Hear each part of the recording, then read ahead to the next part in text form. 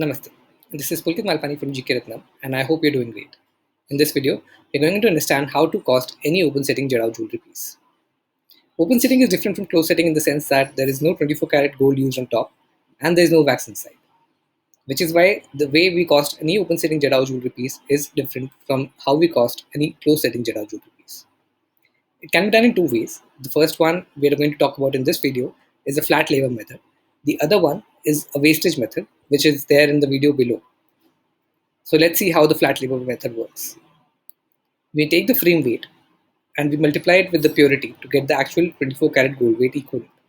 This frame weight is actually going to be the weight of the frame where the polkis and stones are going to be set later.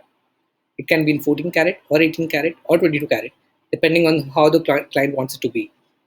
So if it's in 14 karat, we are going to multiply with 60%, which is 58.33 plus the additional part we keep for hallmarking.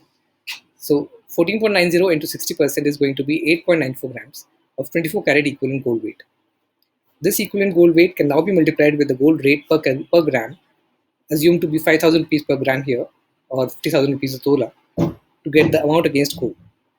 Likewise, we can also get the amount against diamond polkis by multiplying the diamond polki rate and the diamond polki weight in carats. Also, to get the diamond amount, we can multiply the diamond rate into diamond weight.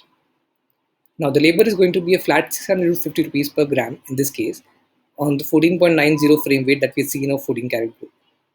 This labor can be added with the gold, polki and diamond amounts to get a subtotal, which is the raw cost of the earring pair.